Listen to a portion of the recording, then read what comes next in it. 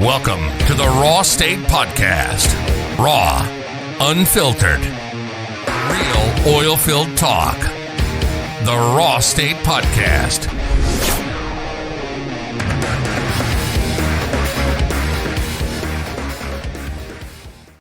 Ashley Gilmore with Tracts. How are you doing, Ashley? I'm doing excellent, Chris. How about yourself? Doing great. So Tracts, which is Tracts, tell us a little bit about what you do.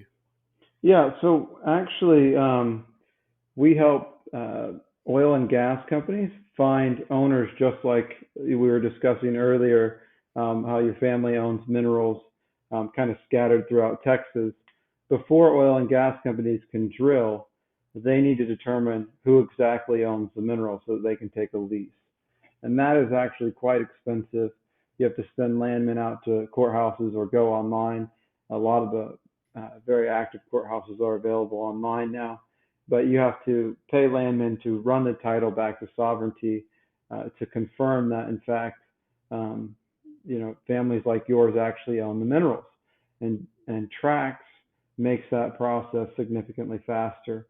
And then it also manages that ownership afterwards so that as leases get updated, as things get assigned out, it's still tracking the division of interest, all of the owners, all of the operators, So the key is, who is supposed to be getting paid from the production and who owes money.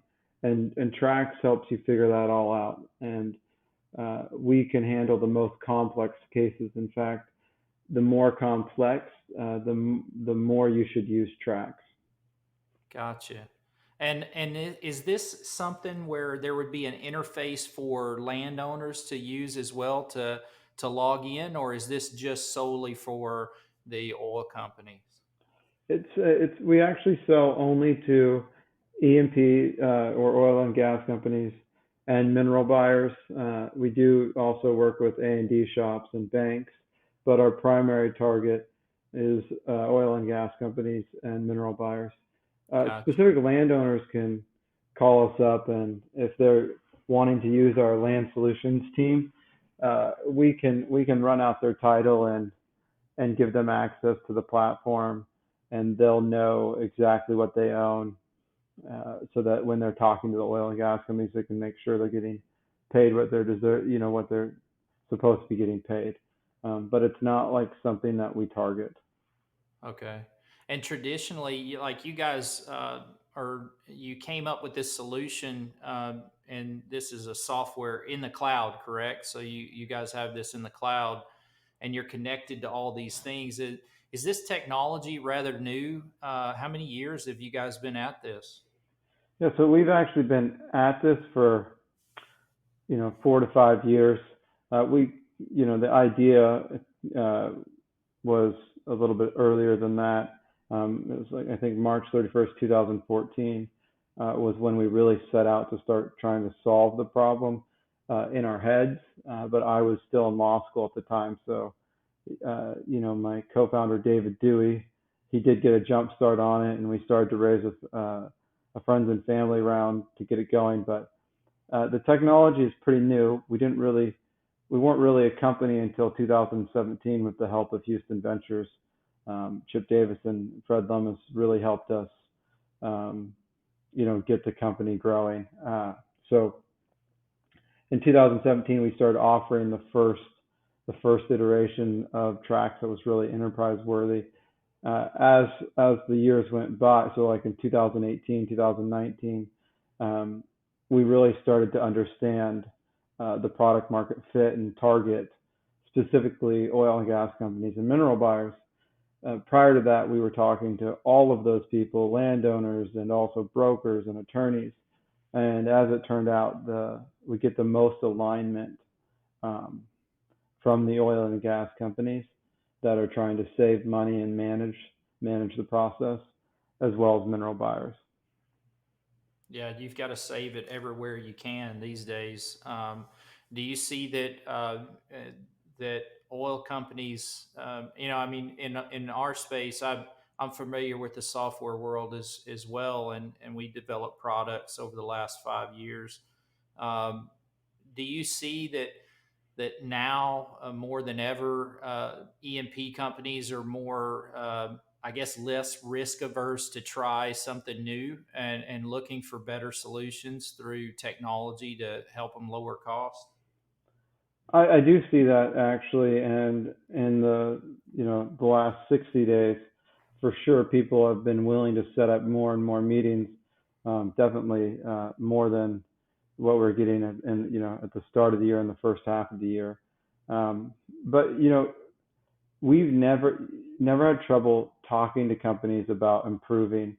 The bigger struggle is that change management.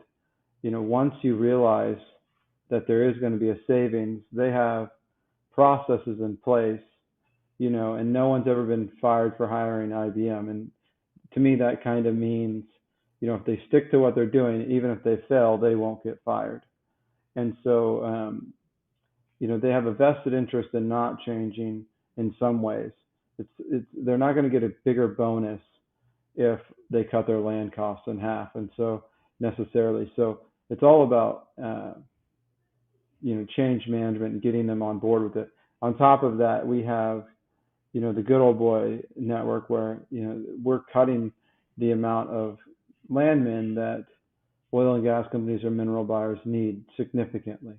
So our goal is always half, but we just completed a project in the Permian Basin where we did a direct comparison, head-to-head comparison. So the oil and gas company hired a brokerage to run the title, and they got the bills for that, and then we had guys use Tracts to compete with that, and we ended up being in the Permian 40 times faster. And the reason we were faster is the system picks up common data. I'm talking a bit too much. I'll let you ask your next question, but we're not always 40 times faster. I think our range is 2 to 40 times faster. I mean, the 40 times faster was unbelievable. We'd never seen a result like that. But that's because we weren't tracking the common title like we did on this project. Yeah, that's interesting. There's just so many. You don't typically think that there's synergies or similarities, I guess, in the business as far as it goes in the industry with land and with exploration. And exploration's kind of my forte. That's where I kind of stay around in my wheelhouse. But some of the things that you're saying are actually the same issues that we see in exploration, which would be risk averse, E&P companies risk averse. Like you mentioned, nobody's gotten fired for hiring IBM, right? So there is that, and a lot of people on my side and people I talk to struggle with those same things. But I do see that there's a turning point, and maybe we're turning slow, but we are turning to where more people are more willing to challenge that change management and take it on. And I think that's a good thing for oil and gas. I think a lot of oil and gas companies feel like maybe they're being, they haven't been maybe on the forefront of this change management, and they have to let their guard down a little bit to get further ahead. So I think that's good hearing that from your side, that there are some similarities there. Yeah, so to me, I really think the only way we're going to see real change in the industry is when we learn to reward failures.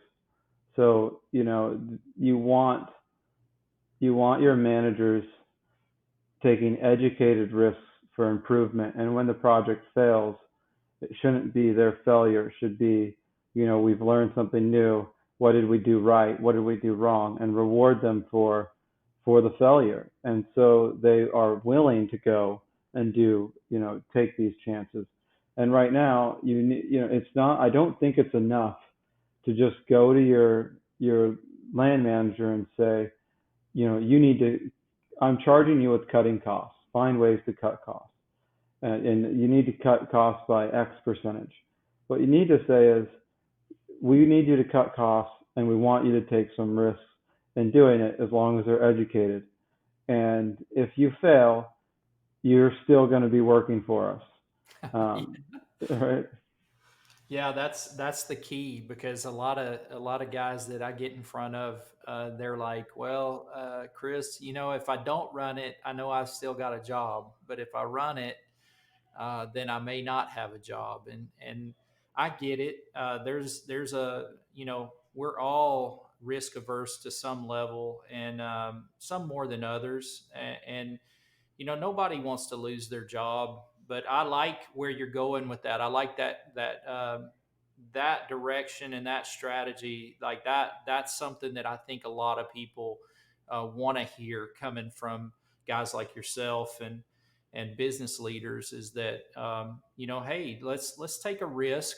It can be educated. Our approach can be educated and methodical, but we have to take some risks to get out there and figure out what's working and what's not. And no, that's a good perspective. I like that.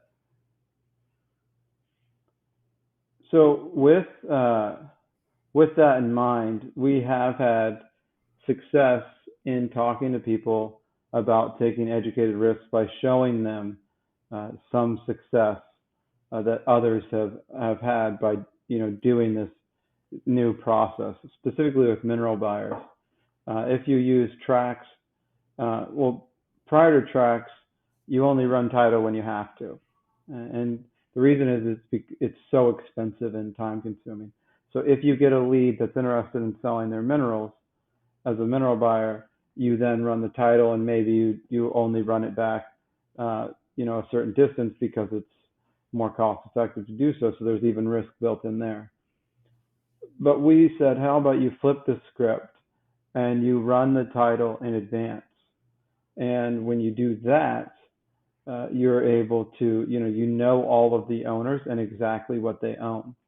So when you do that, you're able to approach them with a check and a deed and say, hey, if you take this check or if you sign this deed, you get the check today. And the difference is huge.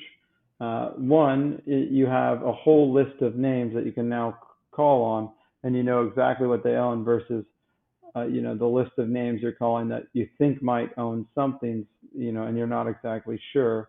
And not only that, your list is incomplete. You don't know who all the owners are, so you're working with a smaller pool. And all of your competitors have that same list. But if you go and run the title in advance, now all of a sudden you know exactly what people own, where they own it, how much they own, and what you're willing to pay for it. But there's risk there because you're paying for the title in advance. And so what we tell people is, you can use Tracts, and the cost to run the title in the area you're trying to buy minerals is a fraction of what it used to be.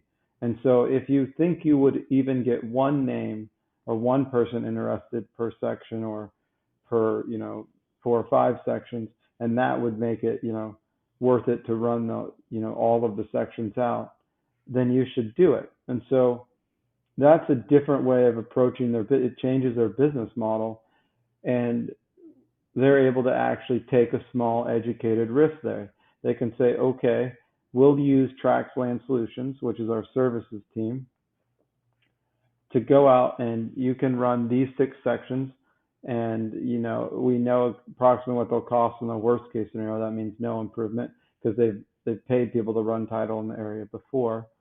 And so they have a amount of money that they can risk that doesn't actually risk their whole business, and then they can go try to buy off of that and see if it actually works. And if it works, then they want to do that a lot, and that's when they need to buy a license to Tracts. They can continue to use our land solutions team, on a day rate, and they're ninjas on the system with no downtime for learning. But that's when you convert them to a customer. You've shown them that the risk, can bear some fruit, and they might be able to get their board and the higher level executives on board with proceeding. There's also a lot of mining of their existing data, essentially. They have all of this title data that they can't process. They don't know that they've run. And Tracts can help them get to the answer faster from that data, and it's the same thing. That's interesting. And in this world that you guys live in this acquisition of mineral interests and stuff, is it just seems so complex because of how many people could be involved in this. Is it like ripe for errors and omissions? I mean, it seems like this is really laborious and intensive to get deep into these leases and stuff in some cases. Is that what you guys like? Is that part of what Tracts solves?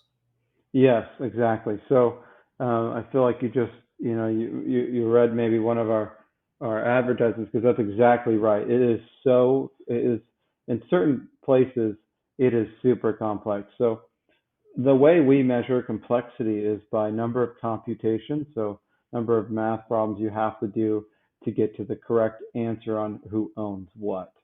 In the Permian or anywhere you might be interested in buying minerals, um, there can be depth severances. There can be, the whole bundle of sticks can be split. A bundle of sticks is the different rights. So executive, the right to take a lease; royalty, the right to get paid.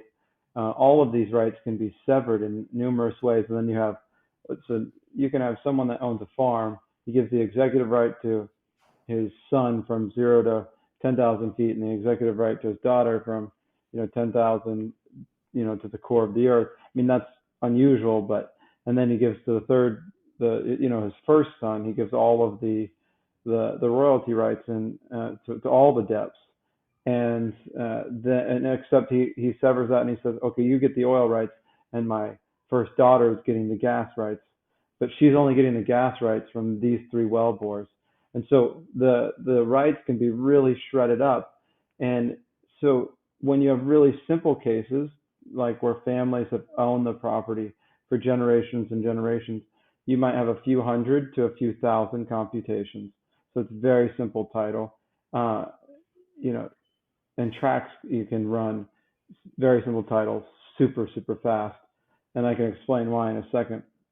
But in the Permian, we've had tracts of land that are, 10 acres or less that require over 1 million computations.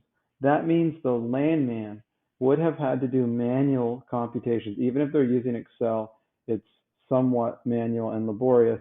And any error they make is going to be very difficult to find. And how do you know if it's wrong? Because you don't know what the answer is to begin with. So it's not like you're able to go check some tool or check some answer book and say, oh yeah, this is the wrong answer. But with Tracts, it actually can trigger different things that tell you maybe you're missing a document, or there was an overconveyance here, or there's some cloudy title issues here. Tracts is never going to automatically do something for you because we don't want to um, influence the interpretation of documents, but we are going to let you know when your interpretation might be causing an issue that you want to look at.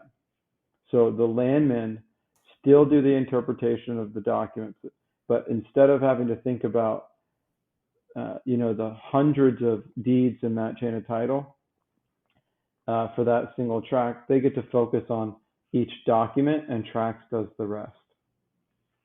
Huh, interesting.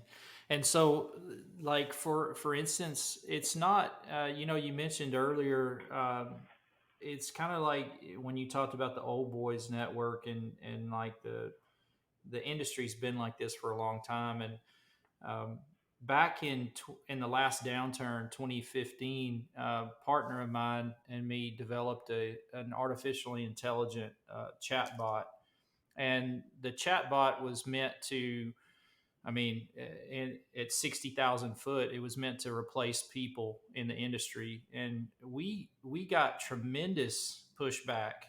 And when I went to speak at events about this technology, the technology was pretty simple. You talk to the system, and it understands conversational language, and it translates that into, I'm going to prepare this service ticket, and then the service ticket processes. Well, in the back office side of this, it actually eliminated resource need. So people saw it right away when I was out speaking at events. They were like, "Well, this is going to replace me. This is going to replace my job." But what it sounds to me, the similarities here are is that it seems like Tracts is allowing a landman to do more work uh, efficiently, so they can be more efficient, conduct more of their task very quickly and under less stress, so they can perform and complete more duties quicker. Is that not the case here? That's absolutely the case. It's the same concept, and the chatbot thing is super interesting. There's a few startups that are now trying to crack the problem it sounds like you solved a couple of years ago. Um, so it's not as Trax isn't as simplistic as a chatbot, but it's interesting because we could definitely integrate some chatbot functionality into Trax such that you just use natural language and ask a simple question, and it says, okay, what does what does Chris Bentley own? Uh, you know, uh, Yeah, and it says, oh, well, Chris Bentley, according to your records, owns this many acres valued at this, and it's a human would have to take the time to read the question, then go find the data, then process the data. But it's a very simple task that can be replaced there. I mean, a computer can very easily say, okay, Chris Bentley might be an owner. Let's see in our data set if Chris Bentley exists. And if he does, what does he own? And if he does, when you find what he owns, what have we decided that's worth?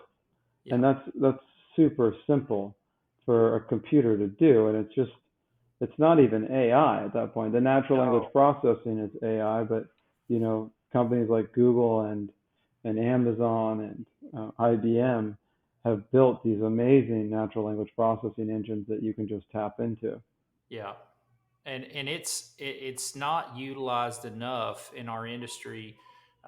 We were able to prove that it brought so much value that we had a large EMP that was interested, and I'm not going to name who it was, but we got pretty far down the line of talking with them about how they would implement it within their company. And we had gotten to the point where they had done a study based on what we consider skill sets. So a skill set would be training a bot to understand a natural conversation, what the point of that conversation was, and then deliver an answer that fits, that is accurate to that question or that path.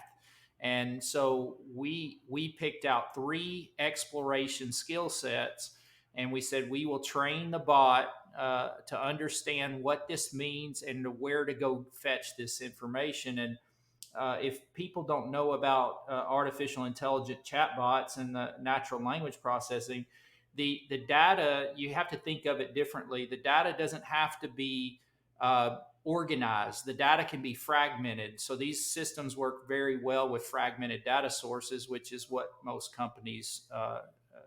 That's kind of how they're categorized. So we asked them, if you take three of these skill sets and you implement them today in 1 year, using these skill sets, just estimated how much usage you would get out of them, what would it save your company as far as money, translate time into money? And they came back 2 weeks later and said $7.3 million.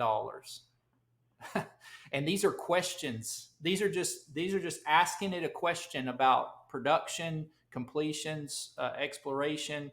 And these are situations where typically in our business model today, I'm working with you and I say, Ashley, how many feet have we drilled in the Eagleford this year? And you say, I don't know. Betty knows that answer. Betty keeps that stuff in her. She has it. So I'll get Betty to answer that. So then you go back and you say, hey, Betty, well, I called her and she's out. She's out of the office taking her child to the dentist. And so days could go by and you not have this, or you have to log into an old type of UI system with all these gates and restrictions, and it's all time restricted. So it may take you hours, it may take you a dozen minutes or so to get it. It could take you days or weeks to get the answer. When you can ask the bot and it knows, okay, I go fetch that data and I can tell you real time within 3 seconds, usually like 1.2 seconds. So if you calculate up how many times you ask that question or request that skill, then you can actually deduce that you could save millions of dollars in some of these companies, but you have to be willing to trade something. And that's where AI is so interesting, the trade-off. Oil and gas is typically, and I'm sure you've run into this before, is that if they don't know what the value of this is going to be to them, they're very reluctant to use it. So if I can't deduce that this is going to save me $20 million in the next 5 years, then I'm not going to use it. But it could be somewhere between 5 and 20, but I want to know the number. Like, how much is this going to save me? With AI and back office automation, there's really no way. You have to trade off the unknowns to get to that point. So you have to be willing to trade. Well, this thing, I don't know what it's going to teach me or what it can do or what it's going to lead us to. And I don't know how much it's going to save us, but we're willing to go there without knowing. And that's the companies that will accelerate past everybody else, because they're willing to make that trade-off. And oil and gas has typically been really hard to get them to make that trade-off. Yeah, I agree. The trade-off is hard, and the answer to that is, the pilot. So you are able to actually, find some small, piece of their business that, there's not a lot of risk, but it's still a measurable amount of success, and then you can just scale that pilot out until they're ready. What that does is it increases the sales cycle significantly, but you're able to prove out more value, and then therefore, as a startup, you should be able to charge more money. Sometimes our pilots last 3 months at Tracts. We try to keep them down to a month, but sometimes they try to give us 2 months worth of work, and we end up finishing it in 1 week, right? Because the process is so much better. With a chat bot, that's just super interesting with how you'd have to do a pilot there. We're actually doing some stuff with natural language right now. We're using our training and testing set that we've built with Tracts, all the data that's in it, to learn how to actually read conveyance language and things like that in the deeds, so that we can create inferences, that say, we believe these are the grantors and these are the grantees, and this is what they intended to convey. So we take those inferences and we show them to the user. And so instead of having to type them out, they can just grab them. They're suggested. And there's all kind, how do you measure the difference? Chip Davis at Houston Ventures actually took the time when he was considering investing in Tracts to calculate keystrokes if you were to do the math manually for calculating ownership for a certain tract, so that he could see the difference. So then he calculated the time to do each keystroke. So it takes X number of seconds to type in this number of keys, so that he could calculate the actual difference if they actually knew the answer. So if they were just going perfectly running the title, he had the answer already. So he's able to calculate the number of keystrokes that were required by that landman using Excel. and then compare it to the number of keystrokes using Tracts to see the savings, which is pretty interesting. A pretty unique way of trying to see Yes. value. Yeah. With the chatbot, it's so interesting because people ask me to show demos of Tracts all the time. Oh, I just want a demo. Just show us a demo and tell me how much it costs. Showing you, when you look at Tracts, it does not look like it's going to save you $2 million a year or $500,000 a year or, whatever your, half of your land budget, right? It doesn't, because the improvements are so micro, like each improvement inside of the system is micro. So as the person uses Tracts, it gets better and better and better. But when you're watching a 30-minute demo, or even when you're looking at a 1 week trial, it's really hard to understand why the savings happened. So the only way to do it is to do a big enough trial that you can't argue with the savings. It was done so much faster. But with a chatbot, I just imagine that being even harder to measure, because I can say each day you were paying this landman $500, and I just cut his time in half. So now you paid him 2.5 days for the week instead of 5. The chatbot, you integrate it into a system, and it's going to become a really convenient tool that they get addicted to and they don't want to lose. But how do you measure? They're on salary, and that's in-house landmen are really hard to show the value because they're like, well, I pay him a salary. Yeah. So Yeah. I can see your It's challenge. it's taken it into a different, we're talking about like thinking about this completely out of the box. And, from my perspective is that what I've learned, and I'm not the technical, I geek out on this stuff, but I'm not the technical wizard behind this. Is It's my partner, Ken Hartman. And Ken is just he's just unnatural with his ability to understand the technical ins and outs of this stuff. But for me, I'm asking the questions like, if we know a latitude and a longitude of a drilling site, and we know that we're going to drill a well at this latitude and this longitude, why cannot this system, why can't a bot go in and read through 300 other well programs that were drilled in the area, look at the WITS-ML data, and then say, okay, in 30 seconds, I've sent you a drilling prognosis for that latitude and that longitude. I've done it. It's completed. Um, Something that would take a drilling engineer, could take them weeks or months to create a drilling prog, or they could copy and paste from one to another, and it could take them a few minutes to just do some editing. But there is AI today that we know, that we worked with the same teams that's working in Hollywood, that actually reads scripts of television series, and it writes the next episode, and it does this within seconds.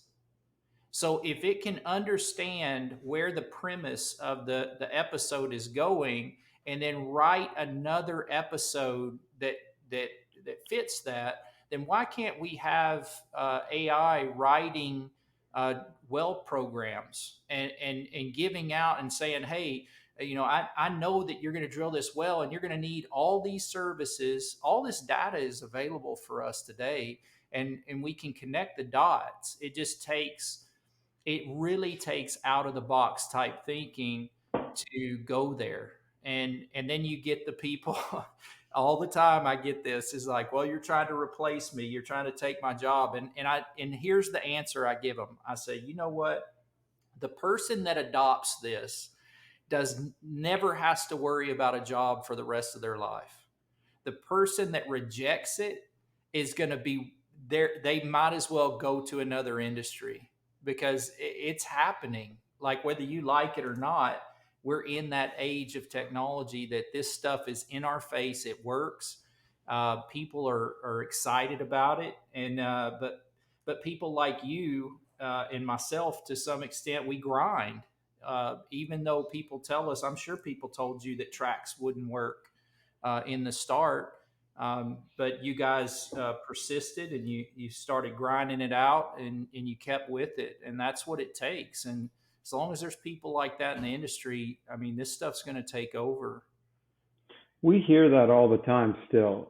We hear it from, it doesn't matter if it's a big company, small company, the guy's got tons of experience or is brand new. They just say title is there's too many variables. There's just no way this can work. And the key there is just, well, I'll show you it works. And we created all kinds of flexibility. But I don't want to misquote this guy, but I'm going to go ahead and try to remember what he said. But Rick Chamberlain from the Berkeley Research Group he's talked to us on and off, and, he's actually an investor in our company now. But the quote he gave me, it applies to you and it applies to us and everyone out there that's trying to innovate in this space. You're going to go up this hump where everyone's going to, it's going to be the IBM story. Like, they're going to be able to go to their boss and say, hey, I did it the way I knew it would work, and I wasn't going to take this risk. But at some point, you'll get over the hump, and the boss will come in and say, why aren't you using Tracts? Or why aren't you using that chatbot?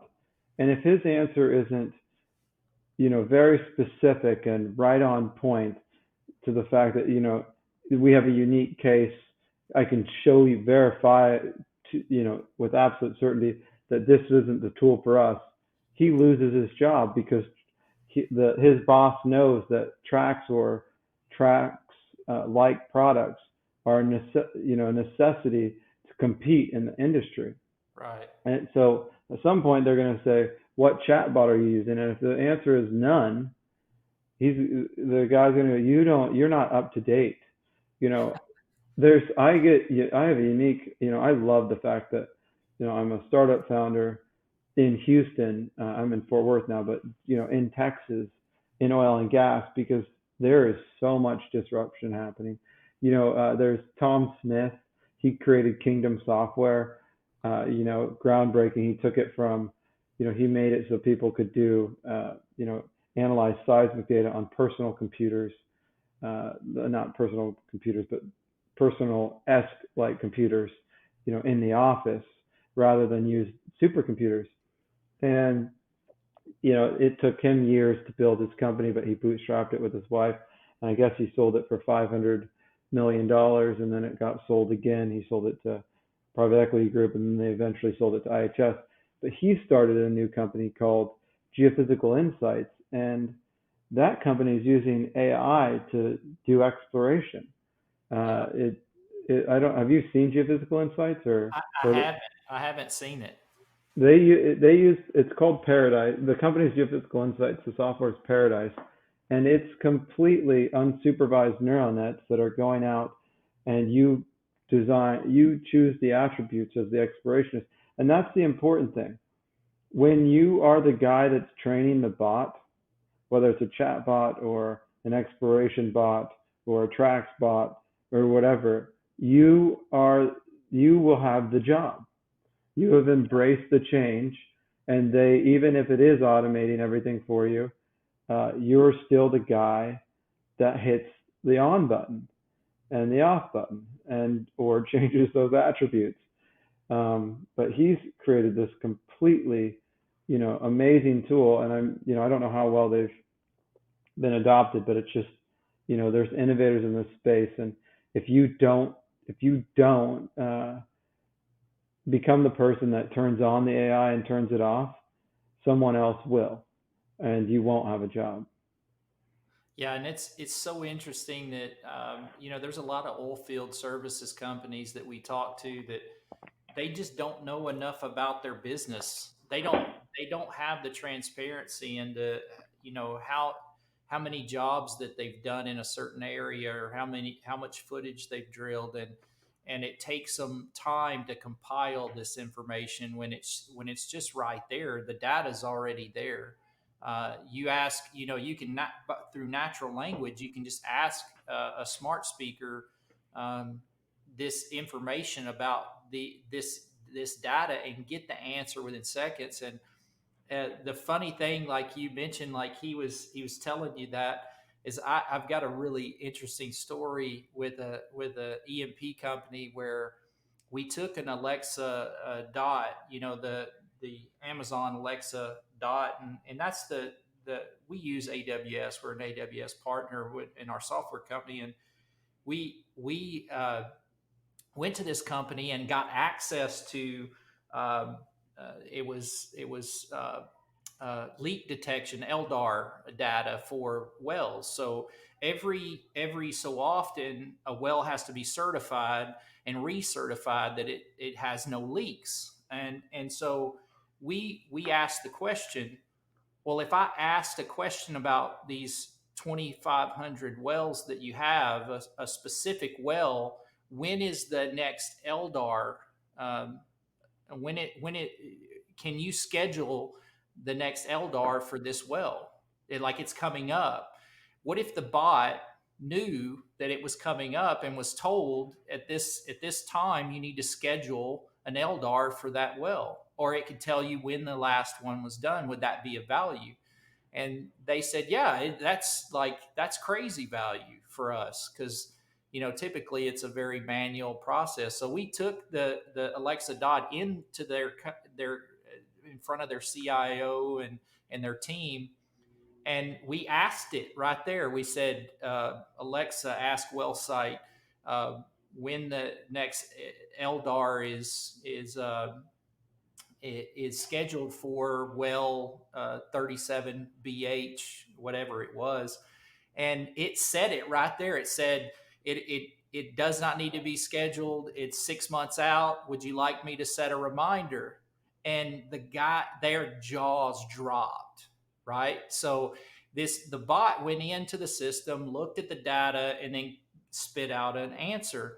For us, it was like showing a time machine to somebody. So we didn't get the contract for this company, and when we left, my partner, he explained it this way. He said, there are people in this industry that will take dull crayons, and they will poke holes in your time machine. And I didn't understand what he said. I said, hey, explain that to me, what you mean. And he said, we just walked in this company with a time machine, and we showed them that it worked. We put it on the table and we said, hey, this time machine works. Use it. Ask it a question. It'll take you wherever you want to go. And he said, and then they ask, well, what does it run on? What is Chevron using it? Is Shell using it? Is like, there's all these weird questions that come up, right? It's almost detracts from the actual thing that just happened in front of them.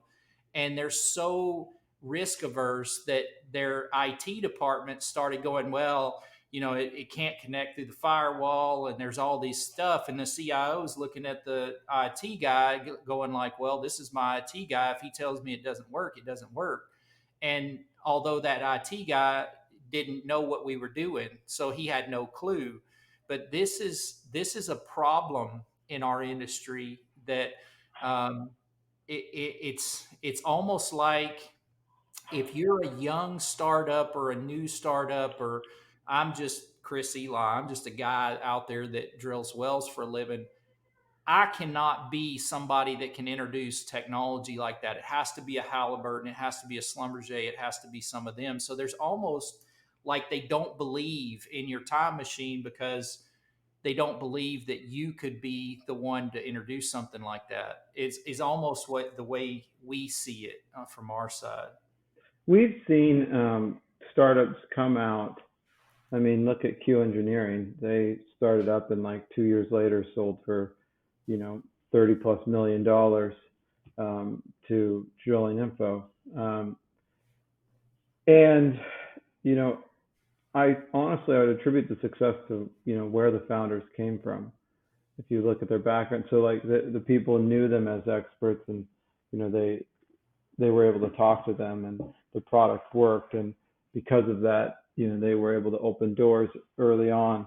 I mean, I don't know all of their success the reason for their success. But I think uh, I think where you come from can help you get into certain doors. And if you're not, ex Chevron, ex, you know, whoever, ex BP, it is more challenging. But I do think these companies, especially like BP, are starting to say, let's create some test environments for this. Mm-hmm. With your chatbot or just any bot, it's really simple why it works. Yeah. Business intelligence is stored in data that your employees have, and that data is scattered across one employee or 100 employees, and you've paid for that intelligence. You've paid salaries, you've paid for data storage, you've infrastructure, but you have not paid for a way to tie it together because it hasn't existed. But so the way it exists today is you go ask the one, the guy, and like you said, he goes and asks the other 10 guys, or he goes to the spreadsheets and he tries to compile them, and it's laborious. It takes them time, and they can come to a wrong answer because they missed something. It's not like the computer has to be intelligent to answer the question. It's a robot. It's doing, it's just like ABB has a robot that makes coffee. I saw at the IHS Sarah week, not this last year because it was canceled, but the year before. And that's the same thing that's happening. It's going through a set of steps. I don't even call it true AI. You can call it AI, but it's not real AI where it's completely artificial and it's making its own decisions. And that's scary, right? That's the stuff you Yeah. can't believe. What it's doing is it's saying, there is a set of tasks I have to do to get your answer, and I can do it in seconds. And the firewall argument is, well, just put the whole thing, pay me millions of dollars so that I don't care that you actually have my product, Yeah. and put it behind your firewall, and it will be your bot. Yeah. And it won't, and then I'll go sell the bot to somebody else, but it won't be connected to yours, and it won't be near your firewall, and we don't have the issue. But right now, you have paid a ton of money, and you spend even more money for data that can be wrong, Right. when all you have to do is deploy this bot, and it will answer that question for you super fast. Tracts is the same way. We don't have a bot, but we make it easy to get to the answer faster. Um, and the business intelligence that we store and allow to be passed on from one person to the next is where the value is.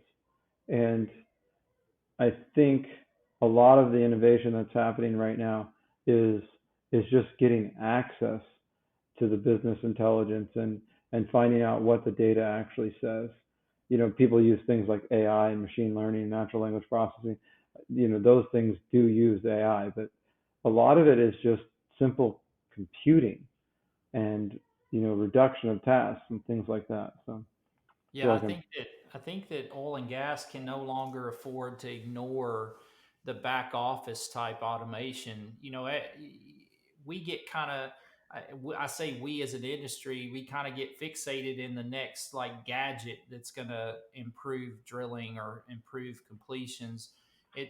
I don't think that, I think we've reached a point to where there may not be another gadget that's going to increase production. I mean, increase like decrease drilling days, for instance, by 50%. There's going to be small things, little small changes in technology and equipment that can make minor changes and adjustments. But then you've got the back office part of this where you're really disorganized and dysfunctional, and that dysfunction in the back office is basically bleeding you dry. I think that people really need to pay attention to the back office automation of bots and the capabilities of technology. And I just think that there's a lot of people out there developing stuff like this that is probably floating under the radar and people don't know it. It's just interesting to see that we are evolving as a industry, And I think that more people are kind of opening up their eyes a little bit and thinking outside the box. So it's good to see this going on. It's really hard for me to meet a company, show them Tracts, or show them this innovation, and then they see that it exists, and then they actually have a need, so they're actually running title. So we meet a lot of companies that there's not a fit, because they're not running title at Uh-huh. all, and of course we don't need to get a deal done. But if they know Tracts exists and they know how it works, and they're running title, and they choose not to use Tracts, you know, I I I have to think they're stupid, and I hate to call people stupid on a podcast that's now recorded and going to be out there to the public, but they're either doing that or they're doing something to. The results are just, there's so many data points pointing to we're the answer to this problem, just like your yeah, or your chatbot, or you know um, whatever solution you happen to have on your podcast, is Yeah. that there's just so many data points that say this is the solution. And if you're not using us, there's no competitors. It would be different if there was like 5 Tracts, or there was 5 chatbots to choose from, and therefore you chose not to buy Tracts, or you chose to, you went and you got a different version. But we are the only one. We are the only option Yeah. right now. And so if you're running title not using Tracts, you're either doing it because, in my opinion, maybe stupid, or because there's some ulterior motive. You have a very strong relationship with your brokers, where you want them to continue to make high number of day rates. You're not Yeah. motivated to change.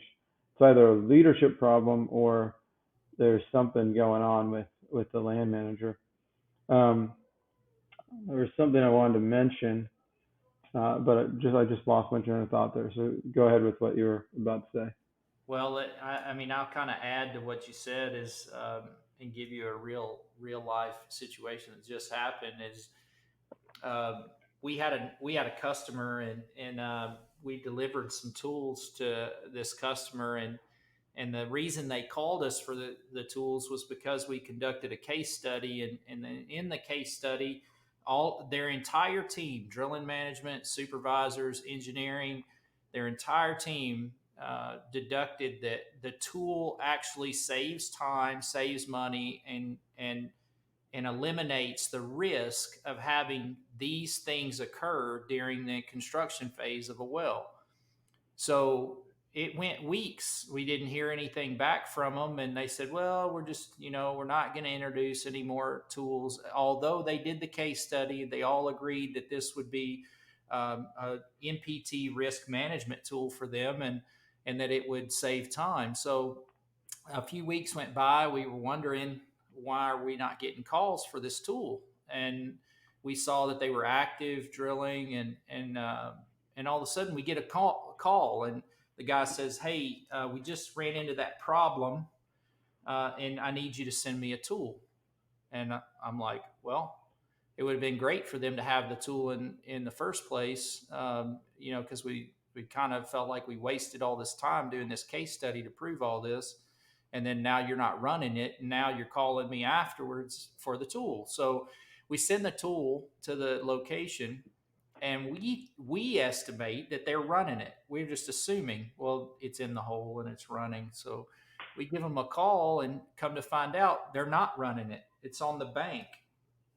And I thought to myself, I said, if I was that guy's boss and I knew that he ordered that tool because he had the issue that the tool resolved and mitigated, he ran into that again he had, after he had called for the tool because he had previously had issues, and then he had another issue.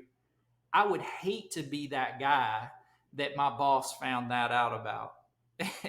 And for the life of me, I couldn't put it together. Like, why would this be an issue to pick this up. Like, I don't understand. Like, I don't understand why, if it's like what you said, it almost borderline stupidity. And I can't, for me, I'm very analytical, I'm very critical thinking, and I'm going through all these things of what could it possibly be that's causing the restriction or the barricade of actually using this. Is it something that has nothing to do with the actual construction phase of the well? Is it personal? Is it this? And I'm thinking, my mind's just going a million miles an hour, but I can't put it together. But that really happens in this industry, and I'm sure it happens in other industries as well. But all I know is oil and gas, so that's what I speak about. But I think that it, it's. I don't like to say it's good to know that that you guys have seen the same thing, but I'm glad we're not alone. But I think that there's definitely there's some issues there that could be fixed probably. We've we've had situations where we've gone into the room after a successful pilot, and the people have literally said, in one case, um, it was a younger guy too. He's like, I'm not gonna, we could, if you could prove, if I could prove that I could reduce your cost by 90%, would you change your like require your brokers to use Tracts or get new brokers? So I'm going to reduce your cost by 90%. You spent $5 million last year. You're planning on spending another, 5 million, and I can reduce that by 90%, meaning you'll get the answer faster. It'll be more accurate, and it will cost you 90% less. Would you do it? And he says, absolutely not. I love my brokers. I'm not going to force them to use any tool. So if they say no, we're not doing it, and I'm not changing my brokers. That's for a publicly traded company. He shareholder. There was another one, also publicly traded, where including training, an older gentleman took on our they put a guy, they were willing to do the pilot because they probably didn't think it would work. And the guy used the software and he ran the title, somewhere in East Texas. And when he was done, he's like, I did in a day what would have taken me 2 weeks. I cannot believe the software worked. I love it. He wrote this big review report back to the E&P company. And we meet with the E&P company, in Houston. And it was so interesting because we sit down and he's the VP of land and he doesn't even look at me. He looks at the oil scout that's been there, for has been in the industry for decades and decades. And I'm just a young fish, little fish in a big pond. And, I'm a nobody. And he looks past me, even though this guy works for me. And he says, Don, we think Tracts is going to be a huge success. We're really excited for you, but we're not going to buy Tracts. And the reason is, I'm trying to keep as many of us old guys working for as long as possible. And he ended the meeting. Wow. Two publicly traded companies. I mean, that, here's what I have to say about that, because we can whine about the failures, or we can look at them and realize for every one of those, there's a guy that's willing to try it, and eventually those guys will retire or they'll have to adopt it. But we have a board advisor that Houston Ventures helped us get. His name is Dave Levitt, and actually, again, Chip Davis knew him through some other transactions. I believe he was SVP of worldwide sales for Salesforce, and then jumped over to Liquid Frameworks, which just sold for $80 million after he jumped on board. Dave Levitt is a master of, the enterprise, big enterprise or small enterprise, the complex sale, and, really weaving your way through these objections that they aren't able to do it. So maybe the answer is finding the right guy so that even in those situations you have a better chance. For us, we're trying to find find our path through. We still struggle. We're still learning. We're still pivoting, but it's kind Yeah, of I agree. I think it comes down to that complex sale and what you do in those situations. And I've found myself many times in meetings scratching my head under, just totally at a loss for where the meeting went, just like the situation that you mentioned. And where do you go from there? And there's there are so there are so many salesmen out there that are so good, and they're so talented. I don't have these talents that they have, and I've always been amazed at how they can take a situation like that and just absolutely turn it to something really great. And um, it's all about the outcome. And these guys, they can see things in ways that I can't see them. It's just amazing to me. And I have so much respect for sales folks and people that just they can elevate in times of where there's distress in other people.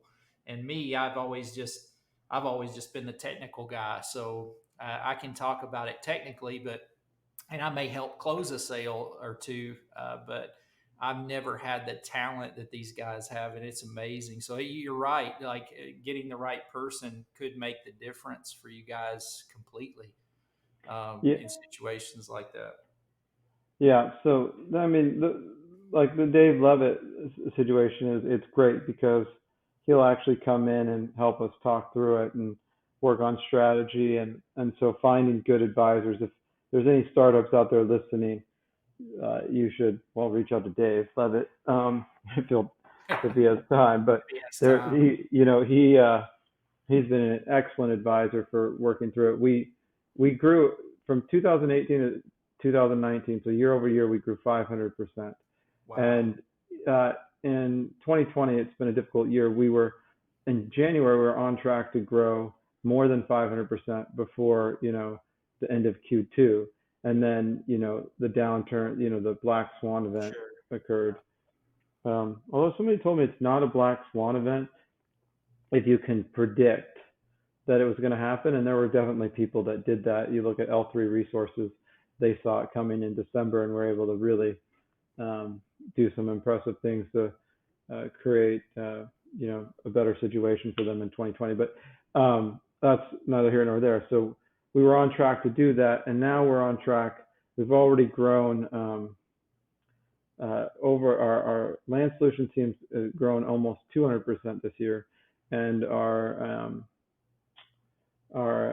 software as a service, or the actual software, has grown over 100, or right at 100% so far this year. And we've got a couple of deals in the pipe that could push us to that 200% mark. And Dave Levitt's helping us work through those. So it's not all doom and gloom. People, and especially right now, we're getting more and more meetings. I think you were talking about that as well before this podcast, before we started recording the podcast. It's happening. Things are starting to move, and as a startup, we're designed to pivot and move and keep changing and adapting, and that's what we've done in 2020. We've really focused on the new a new way of selling tracts and in the downturn, and I think we've had a lot of um,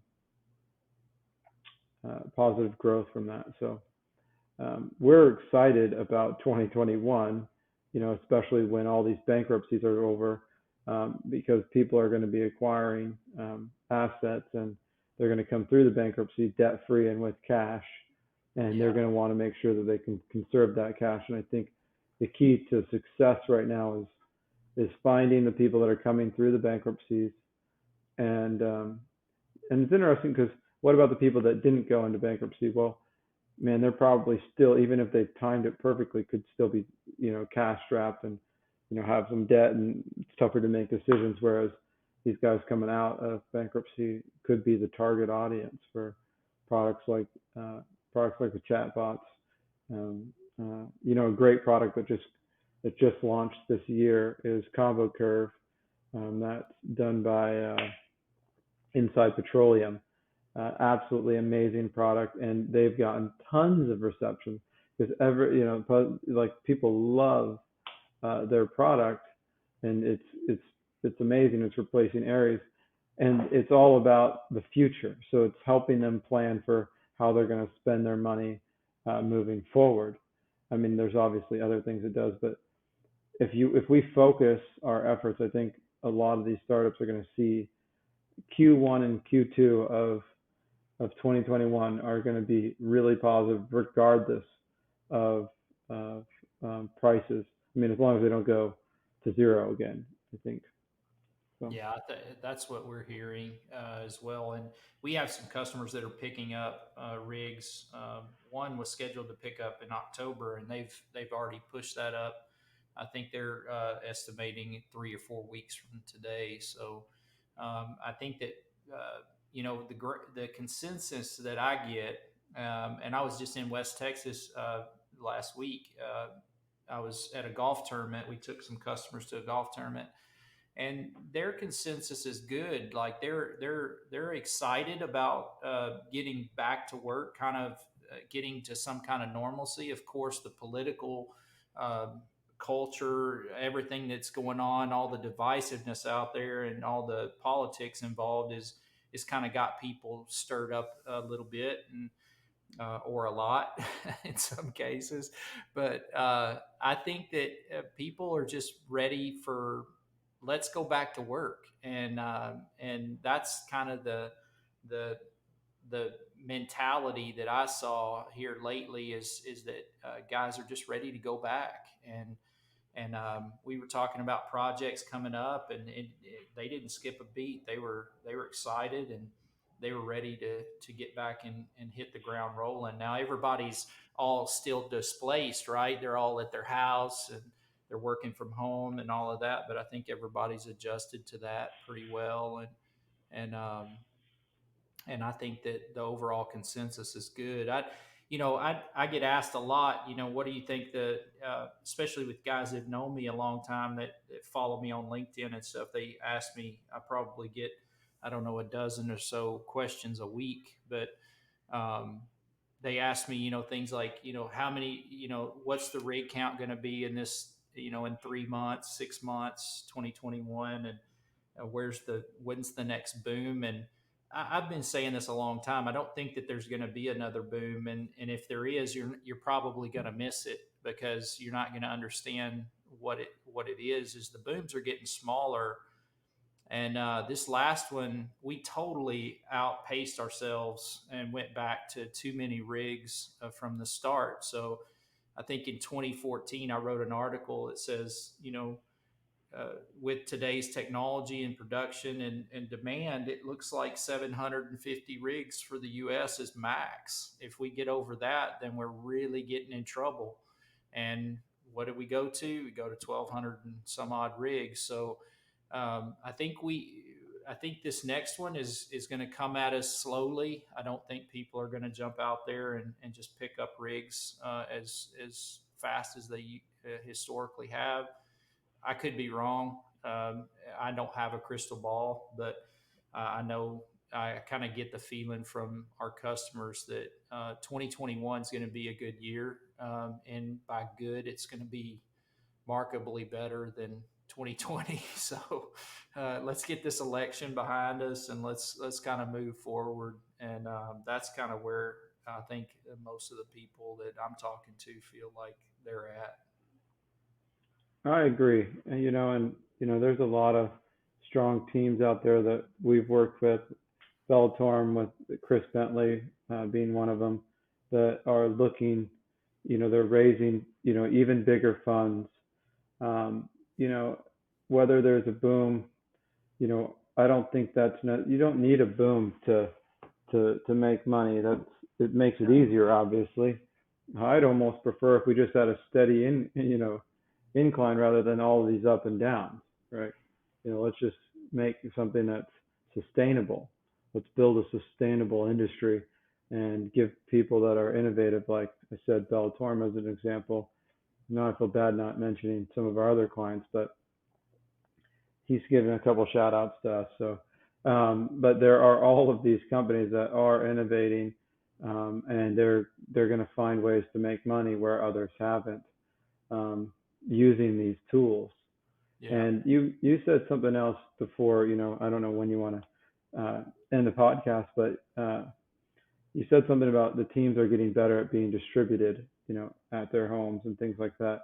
And when teams are distributed, connecting the data is even more important so that Absolutely. the teams can access it, and that business intelligence, having a chat bot. Could you imagine having a chat bot in a company meet, or, a Tracts bot, whatever, but, any kind of bot inside of your meeting?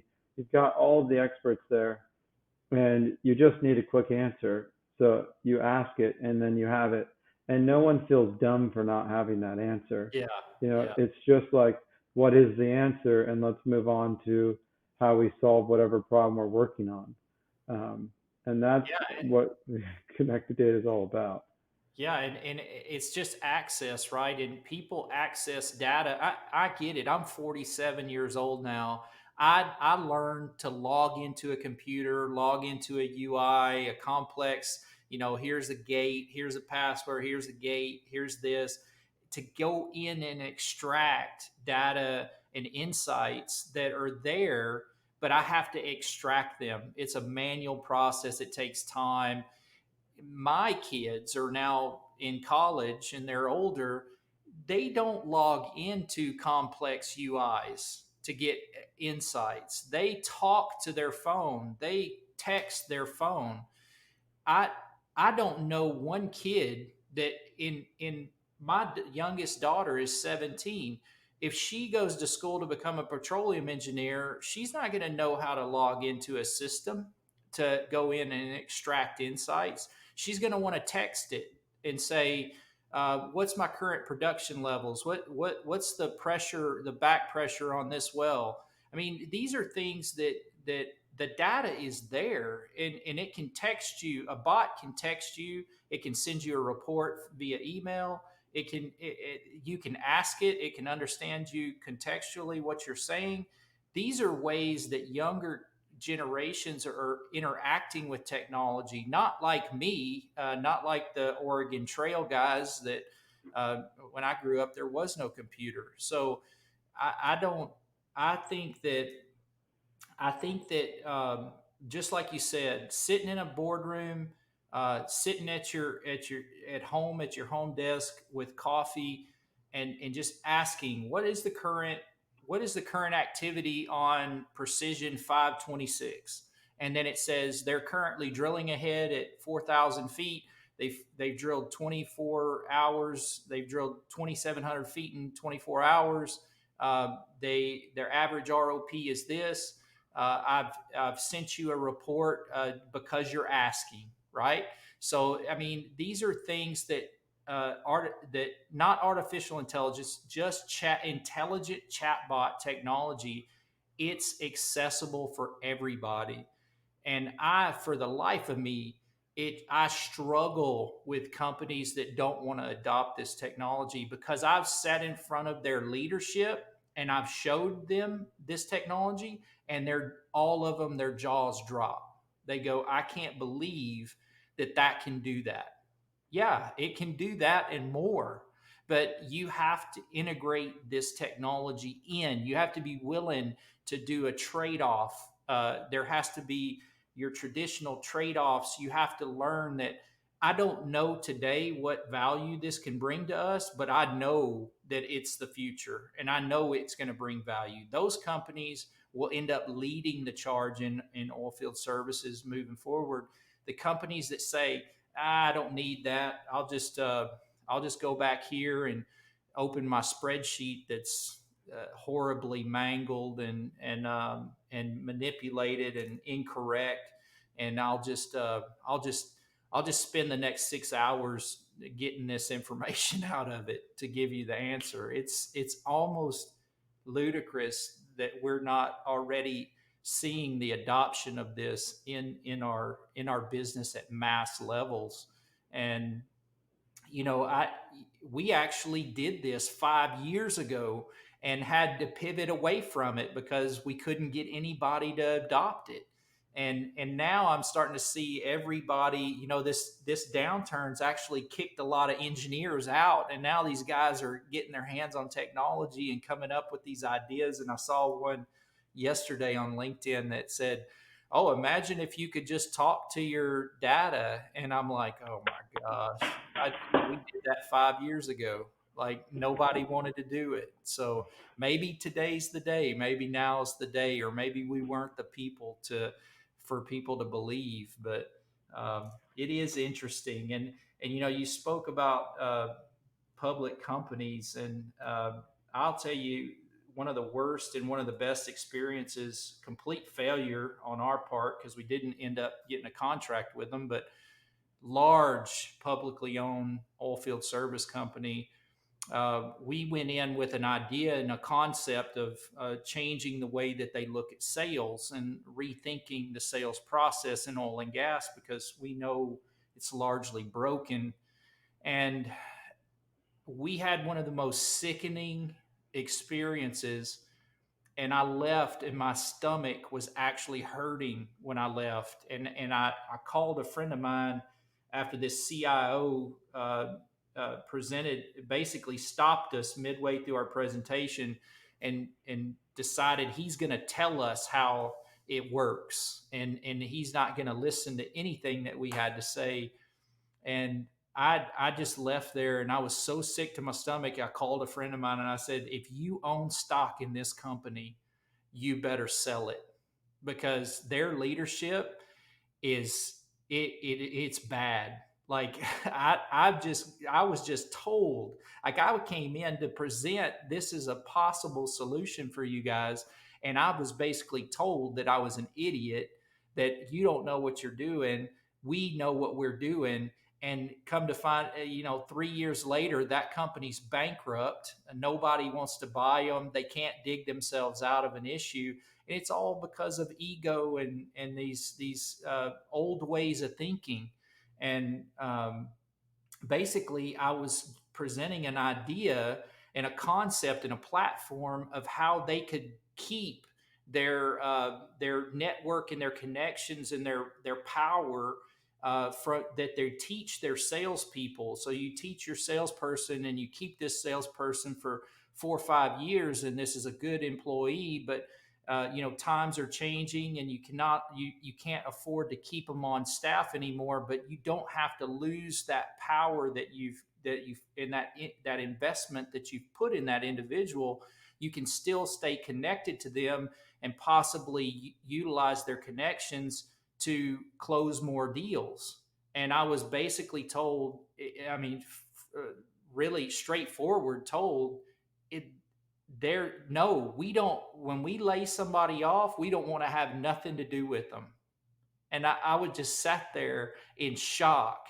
And I was like, wait a minute, you don't even, like, what about all the money you invested in that person? Training, education, knowledge that they have, about your business, about the product knowledge.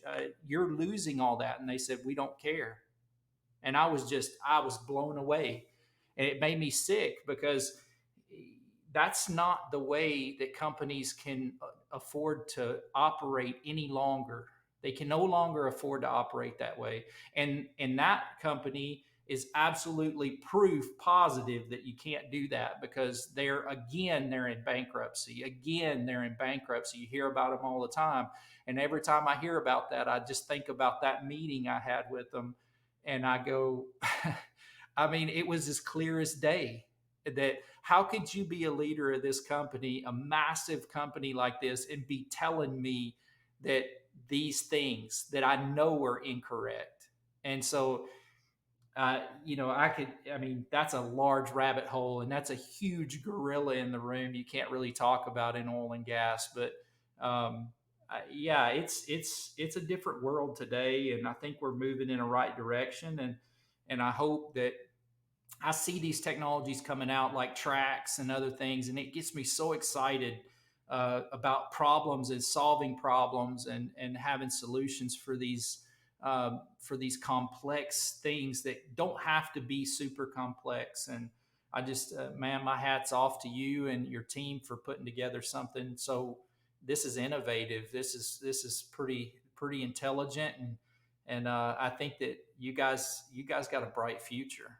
It has been great to be on the podcast, and really appreciate you having us. And I I enjoyed talking to you before. I didn't know a ton about all of the different things that you were doing. I had done some initial reading, but it's just super cool. So I hope we can continue talking about that, and really appreciate you having us on here to talk about Tracts and what we're doing and where we're going. So thank you. Yeah, you bet. And thanks for being on. Thanks, Chris. Talk to you soon.